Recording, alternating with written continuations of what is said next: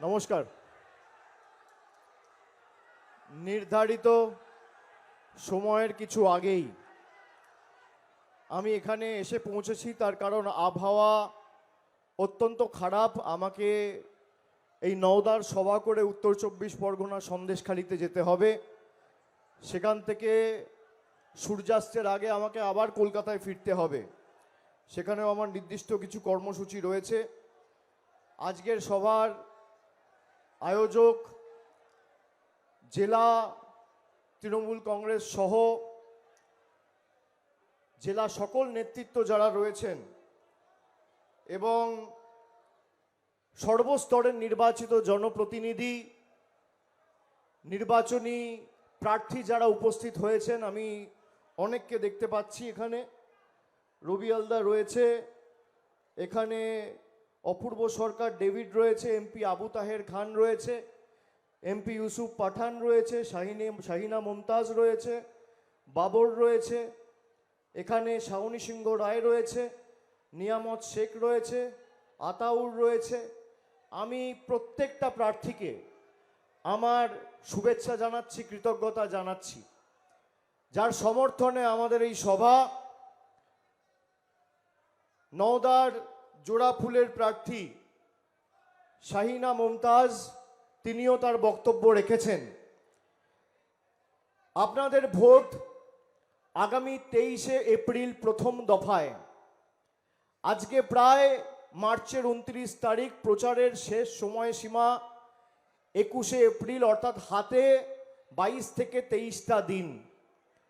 এবং এই নির্বাচন খালি মুর্শিদাবাদ থেকে গদ্দারদের চিহ্নিত করে তাদের বিতাড়িত করার নির্বাচন নয়। আজকে এই মুর্শিদাবাদ জেলা, যেটা অষ্টাদশ শতাব্দীতে অবিভক্ত বাংলার রাজধানী ছিল, সেখানে মানুষকে লাইনে দাঁড়িয়ে স্বাধীনতার 78 বছর পরেও নাগরিকত্বের প্রমাণ দিতে হচ্ছে। এর জন্য বিজেপি 3টে এজেন্সিকে এই জেলায় কাজে লাগিয়েছে। যে এজেন্সির দায়িত্বে রয়েছে 3টে এজেন্ট। প্রথম এজেন্টের নাম, যাকে আপনারা আজ থেকে 2 বছর আগে পরাজিত করেছিলেন, অধীর চৌধুরী। দ্বিতীয় এজেন্ট হুমায়ুন কবির, আর তার সাথে হাত মিলিয়েছে দিল্লির নির্বাচন কমিশনের ভ্যানিশ কুমার, মানুষের নাম কাটতে। এই 3টে এজেন্সির বিরুদ্ধে আমাদের এই লড়াই সর্বাত্মক করতে হবে। এখানে মতানৈক্য, মত পার্থক্যর কোনো জায়গা নেই। এখানে যে 14টা অঞ্চল পড়ে নওদা বিধানসভার অধীনে, বেলডাঙ্গা নর্থ 1 নম্বর ব্লকের 4টে অঞ্চল এবং নওদা ব্লকের 10টা অঞ্চল। 2024-এর ফলের নিরিখে আমরা বেলডাঙ্গার 1টি অঞ্চল, চৈতন্যপুর 2, এবং নওদায় চাঁদপুর, পাটিকাবাড়ি এবং সর্বাঙ্গপুর, এই 3টি অঞ্চলে পিছিয়ে ছিলাম। এবার প্রতিশ্রুতি নিতে হবে, প্রতিজ্ঞাবদ্ধ হতে হবে, 14টা অঞ্চলেই ব্যাপক ভোটে তৃণমূল কংগ্রেসকে জেতাতে হবে। এবং যে স্বতঃস্ফূর্ততা আমি লক্ষ্য করেছি আমার ভাইদের, এখানে দিদি, মায়েরা, বৌদিরা আছেন, এখানে তৃণমূলের জয় সময়ের অপেক্ষা। দল যাকে প্রার্থী করেছে, দলের পতাকা নিয়ে, জোড়া ফুল চিহ্ন নিয়ে মানুষের কাছে পৌঁছাতে হবে। আগে নির্বাচনে জিততে হবে। উঠোনে বিজেপি একটা সাপ ছেড়ে দিয়েছে, সেই সাপটাকে আগে বাড়ি থেকে তাড়াতে হবে, তারপর ভাইয়ে ভাইয়ে লড়াই। আমি সেই কারণে আপনাদের সকলকে অনুরোধ করব যে এবার 2026-এ মুর্শিদাবাদ থেকে বহরমপুর, মুর্শিদাবাদ সহ 22-0 তৃণমূলের পক্ষে করতে হবে। যদি কোথাও বিজেপি এতটুকু অক্সিজেন পায়, যাদের নাম কেটেছে আগামী দিন যারা ভোটাধিকার দেওয়ার সুযোগ এই নির্বাচনে পাবেন তাদের নামও বিজেপি কেটে বাদ দিয়ে দেবে।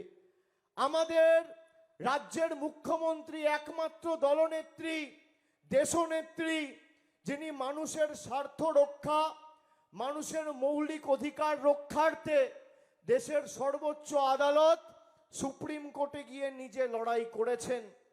আজকে মুর্শিদাবাদ জেলার একাধিক বিধানসভা থেকে, সে ফারাক্কা হতে পারে, সুতি হতে পারে, শামশেরগঞ্জ হতে পারে, কান্দি হতে পারে, বড়োয়া হতে পারে, নওদা হতে পারে, বেলডাঙ্গা হতে পারে, ভরতপুর হতে পারে, কোথাও 40,000, কোথাও 50,000, কোথাও 60,000, কোথাও 80,000 মানুষকে আন্ডার অ্যাডজুডিকেশন রাখা হয়েছে। অনেক লোকের নাম ভ্যালিড ডকুমেন্ট থাকার পরেও, ম্যাপিং হয়ে যাওয়ার পরেও তাদের নাম বাদ দেওয়া হচ্ছে। তাদের জন্য অ্যাপিলেট ট্রাইব্যুনাল হাইকোর্টে তৈরি হচ্ছে। আপনারা সবাই আবেদন করবেন, আপনাদের ভোটাধিকার আপনাদের থেকে কেউ কাটতে পারবে না। কিন্তু যারা এবার লাইনে বা দাঁড়িয়ে ভোটটা দেবেন, মাথায় রাখবেন যে আমরা যে কাজগুলো গত 10 বছর 12 বছরে এই মুর্শিদাবাদ জেলায় এবং নওদাতে করেছি, সেই উন্নয়নের ধারা যাতে অব্যাহত থাকে সেটা কার্যত আপনাদের সকলকে সুনিশ্চিত করতে হবে।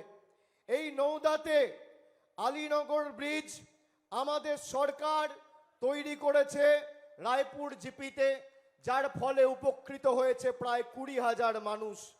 রাধানগর ঘাট ব্রিজ প্রায় 200 মিটার দীর্ঘ, 14 কোটি টাকা খরচা করে নদিয়া আর মুর্শিদাবাদকে যুক্ত করেছে, যার ফলে 1 লক্ষের বেশি মানুষ উপকৃত হয়েছে। টুঙ্গি ব্রিজ বালি 1 নম্বর জিপিতে 7.5 কোটি টাকা খরচ করা হয়েছে। আমতলা গ্রামীণ হাসপাতাল নতুন ভবন ইতিমধ্যেই তৈরি হচ্ছে। মধুপুর জিপিতে গান্ধাহারি পুলিশ ক্যাম্পে নতুন ভবন সম্পন্ন হয়েছে। পিডব্লিউডির অধীনে 12টি বাস ধারণ ক্ষমতা সম্পন্ন আমতলা বাস টার্মিনাস তৈরি হয়েছে। বিডিও অফিসের জমিতে 1.5 কোটি টাকা খরচ করে আমতলা মার্কেট কমপ্লেক্স নির্মিত হয়েছে। WBSRD এর অধীনে সর্বঙ্গপুর প্রায় 11 কোটি টাকা খরচা করে রাস্তা হচ্ছে। চাঁদপুর 8.5 কোটি টাকা খরচা করে রাস্তা হচ্ছে। পাটিকাবাড়ি 6.5 কোটি টাকা খরচা করে রাস্তা হচ্ছে। এবার আপনাদের কিছু উন্নয়নের পরিসংখ্যান, যে এই নওদা বিধানসভাতে গত 5 বছরে খালি এই বিধানসভার 62,672 জন মায়েরা, দিদিরা, বোনেরা, বৌদিরা প্রতি মাসে লক্ষ্মীর ভান্ডার পাচ্ছেন। স্বাস্থ্য সাথীতে 3,53,149 জন উপকৃত হয়েছেন। খাদ্য সাথীতে খালি নওদা বিধানসভার অন্তর্গত 14টা জিপিতে 3,65,000 মানুষ বিনামূল্যে রেশন পাচ্ছেন।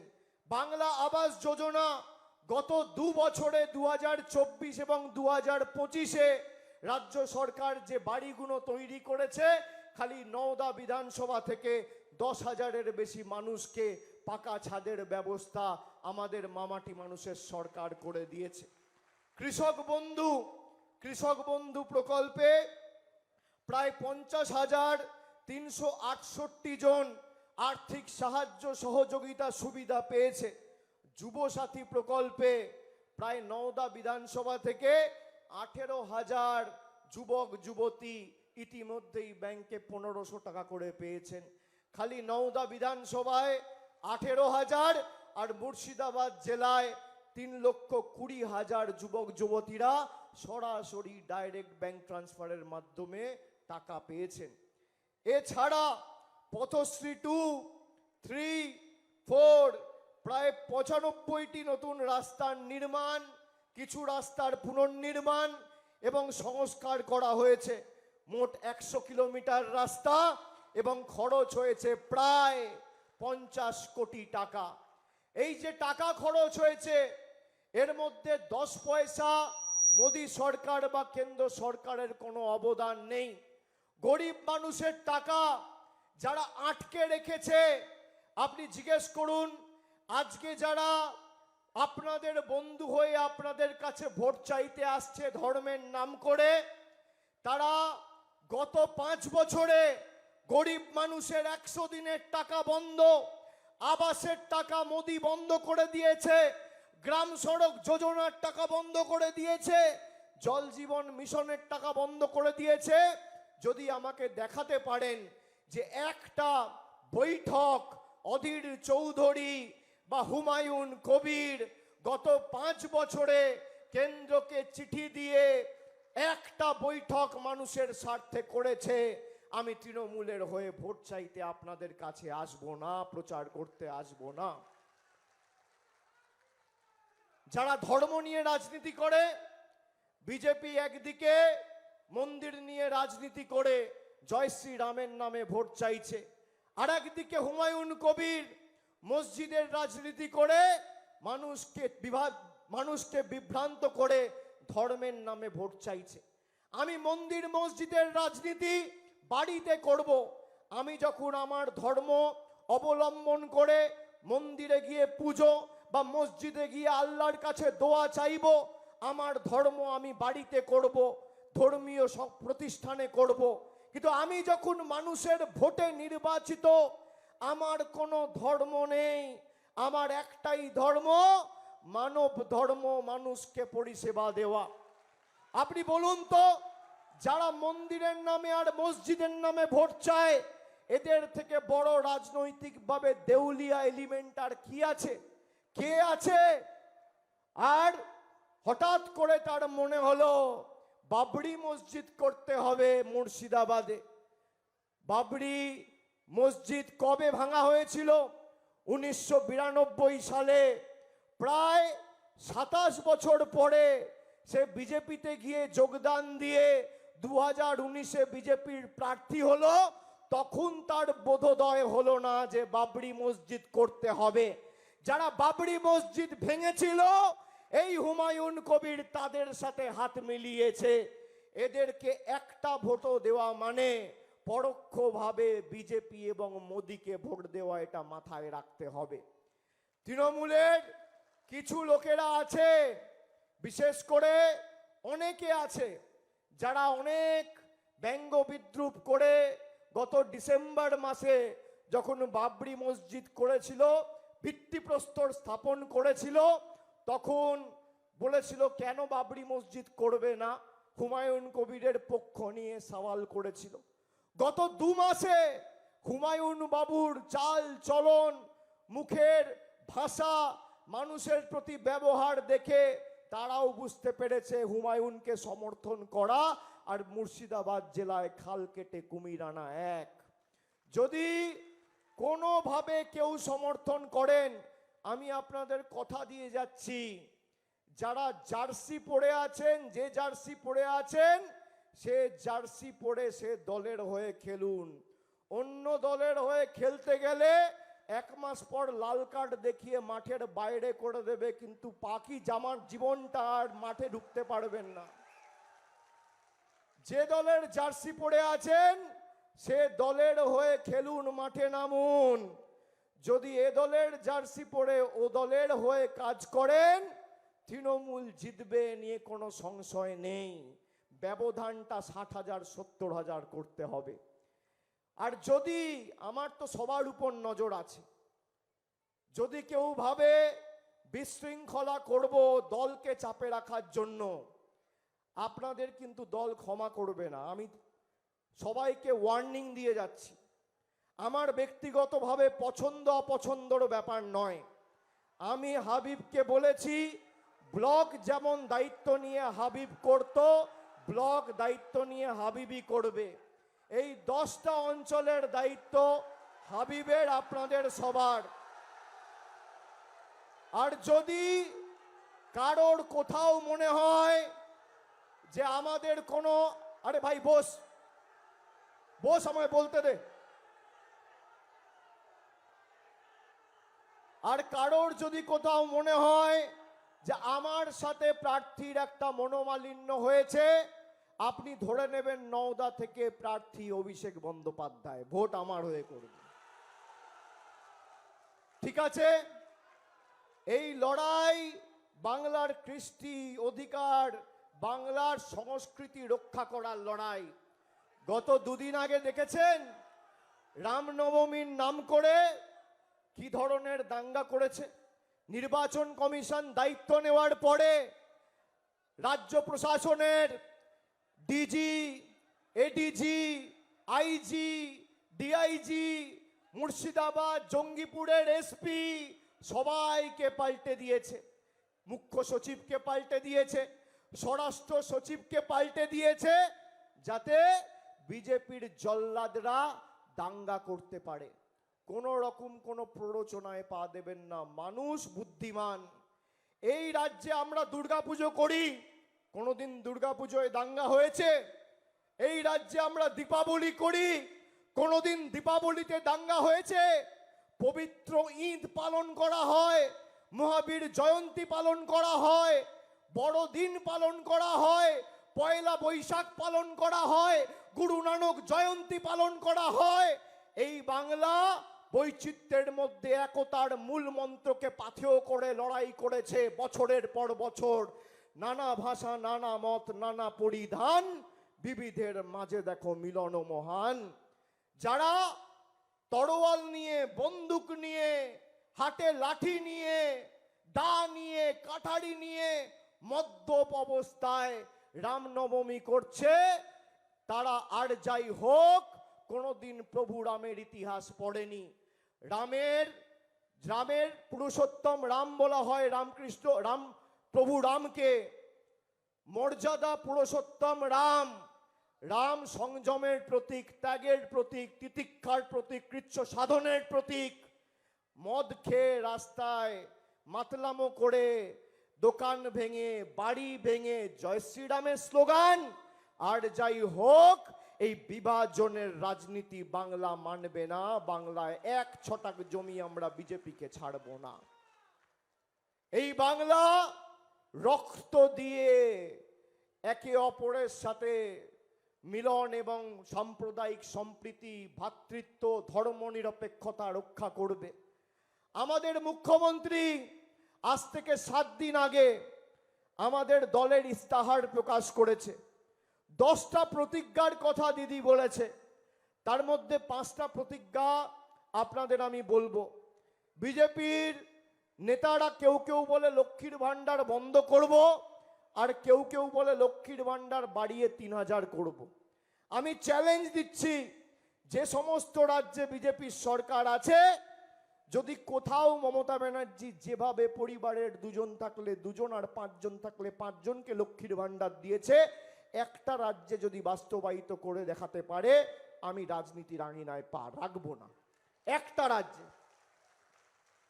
আমাদের প্রথম প্রতিজ্ঞা, দিদির সরকার, মামাটি মানুষের সরকার, মমতা বন্দ্যোপাধ্যায়ের সরকার যতদিন বাংলায় আছে, মায়েরা, দিদিরা আপনারা আজীবন লক্ষ্মীর ভান্ডার পাবেন, কেউ আপনাদের লক্ষ্মীর ভান্ডার বন্ধ করতে পারবে না।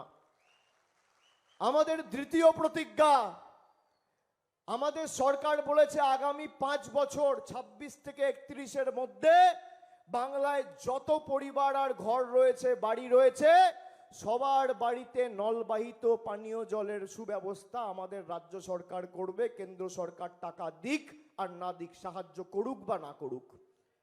আমাদের তৃতীয় প্রতিজ্ঞা, ব্লক টাউন ওয়াইজ স্বাস্থ্য শিবির তৈরি করা হবে, যেখানে দুয়ারে স্বাস্থ্য ক্যাম্প করে আপনাকে স্বাস্থ্য পরিষেবা, দুয়ারে সরকারের যেমন ক্যাম্প হয়েছিল একই আদলে আপনাদের স্বাস্থ্য পরিষেবা পৌঁছে দেওয়া হবে। আমাদের চতুর্থ প্রতিজ্ঞা,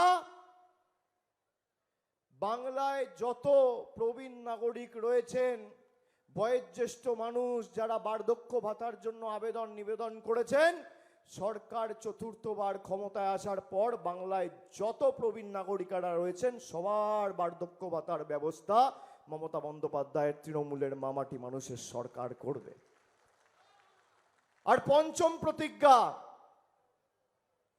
যত গরিব মানুষ রয়েছেন 5 বছর ধরে শুনে রাখুন, বিজেপি আপনাদের বাড়ির টাকা বন্ধ করে রেখেছে।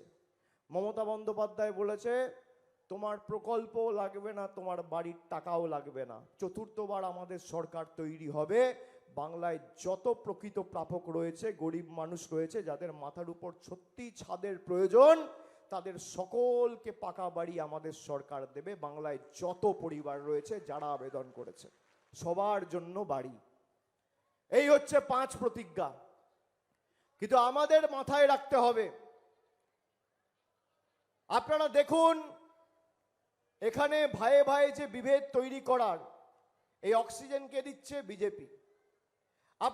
আপনি দেখবেন মমতা বন্দ্যোপাধ্যায় বাংলার মুখ্যমন্ত্রী, এই রাজ্যে সর্বোচ্চ প্রশাসনিক প্রধান, তাকে নিরাপত্তা দেয় স্টেট পুলিশ, অর্থাৎ রাজ্যের পুলিশ।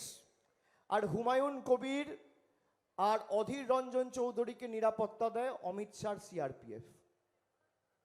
কেন? কেন? কি বাধ্যবাধকতা রয়েছে? এবার বলতেই পারে যে আমাদের রাজ্য পুলিশ যায় না। আমি চ্যালেঞ্জ করে যাচ্ছি হুমায়ুন কবির আর অধীর চৌধুরীকে, আপনি যদি মানুষের প্রতিনিধি হন, যে অত্যাচার নরেন্দ্র মোদী আর অমিত শাহের সরকার সংখ্যালঘু ভাইদের উপর করেছে, আপনার যদি ন্যূনতম বিবেকবোধ থাকে, আপনি আপনার নিরাপত্তা রক্ষীদের তাদের কাছে ফিরিয়ে দিন। রাজ্য সরকার 24 ঘন্টার মধ্যে আপনাদের নিরাপত্তা রক্ষী দেবে। আমি মমতা বন্দ্যোপাধ্যায়কে অনুরোধ করব, পারবেন? পারবেন? যে অমিত শাহর মন্ত্রকের অধীনে সিআরপিএফ সিআইএসএফ রয়েছে, অমিত শাহর যে সিকিউরিটি, সেই হুমায়ুন কবিরের সিকিউরিটি। কি সুন্দর, তাই না?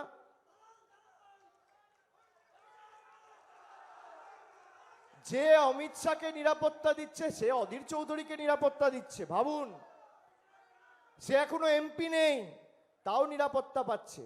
দিল্লিতে বাড়ি রয়েছে, সব এমপিদের বাড়ি চলে গেছে, অধীর চৌধুরীর বাড়ি আছে। কি সেটিং! কি সেটিং! কটা নোটিশ দিয়েছে এদেরকে ইডি সিবিআই? যারা বলে তৃণমূলের সাথে নাকি বিজেপির সেটিং, আমাকে, আমার স্ত্রীকে, আমার মাকে, আমার বাবাকে, আমার 12 বছরের মেয়ে, 5 বছরের ছেলে, কাউকে ছাড়েনি ইডি সিবিআই। যতবার ডেকেছে গেছি, আর বেরিয়ে মোদি আর অমিত শাহ বাপ্পাপান্ত করেছি সিবিআই ইডি অফিসের বাইরে। এদের কি সেটিং? সুতরাং 14টা অঞ্চল থেকে জিততে হবে। আজকে দেখুন, এরা পারতো না। গণেশ কুমারের কাছে গিয়ে মমতা বন্দ্যোপাধ্যায় যেভাবে, এই মুর্শিদাবাদ জেলা থেকে প্রায় 27 জন আত্মঘাতী হয়েছে এসআইআরে, 27 জন মারা গেছে। কেউ ভয়ে সুইসাইড করেছে, কেউ ফাঁস লাগিয়েছে, কেউ বিষ খেয়েছে। 27 জন আত্মঘাতী হয়েছে। কোন রাজনৈতিক দলের প্রতিনিধি পাশে গিয়ে দাঁড়িয়েছে তৃণমূল কংগ্রেস ছাড়া? যখন মানুষের অধিকার কেড়ে নেওয়া হচ্ছিল, ভোট রক্ষা শিবির করে যদি কেউ পাশে দাঁড়িয়ে থাকে, তৃণমূল কংগ্রেস দাঁড়িয়েছে, আর কেউ দাঁড়ায়নি। তাই আগামী দিন জবাবটা এমন ভাবে দিতে হবে। আর ভোট বাক্স যখন খুলবে 4 তারিখ, হুমায়ুন বাবু আর অধীর বাবু আর মোদি বাবু ভোট বাক্স খোলার পর যেন পদ্ম ফুলের নেতা আর এজেন্সির নেতারা, এজেন্টরা সব চোখে সর্ষে ফুল দেখে, এটা সুনিশ্চিত করতে হবে। দায়িত্ব নিচ্ছেন তো? দায়িত্ব নিচ্ছেন তো? একটা জায়গা ছাড়া যাবে না। যেখানে আমি ধরে নিচ্ছি জিতছি, সেখানে যদি 5 জনও বিভ্রান্ত হয়, তাদেরকে দিয়ে বোঝাতে হবে যে কংগ্রেসকে ভোট দেওয়া এই নির্বাচনে, বা অধীর বাবুদের ভোট দেওয়া, বা সিপিএম কে ভোট দেওয়া, বা হুমায়ুন বাবুর পার্টিকে ভোট দেওয়া মানে বিজেপিকে সমর্থন করা। সারা ভারতবর্ষে দেখুন, যত রাজনৈতিক দল আছে, সব রাজনৈতিক দল থেকে ভেঙে বিজেপির কাছে চলে যাচ্ছে। আর তৃণমূল একমাত্র দল, বিজেপি ভেঙে তৃণমূলে আসছে।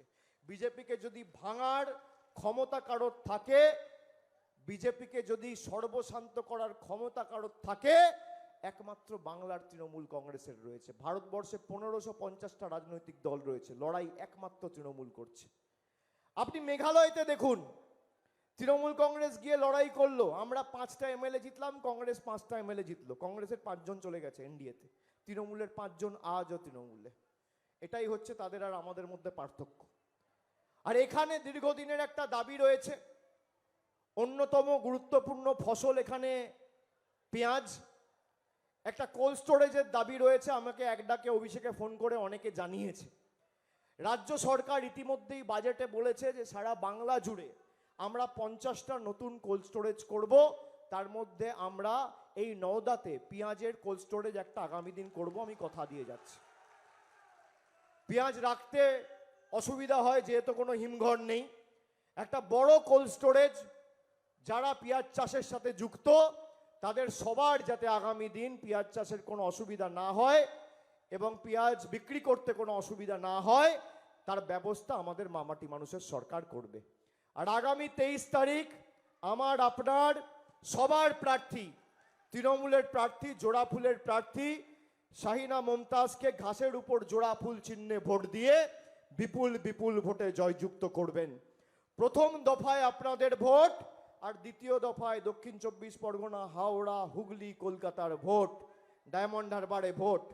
মুর্শিদাবাদ খালি ঘাড় আর হাতটা ভাঙবে, আর আমি ডায়মন্ড হারবারে থেকে এদের কোমর আর পাটা ভেঙে বলো হলি হরি বল, এদের খাটে বহিরাগতদের খাটে তোল বলে বিদায় দেবো, কথা দিয়ে যাচ্ছি।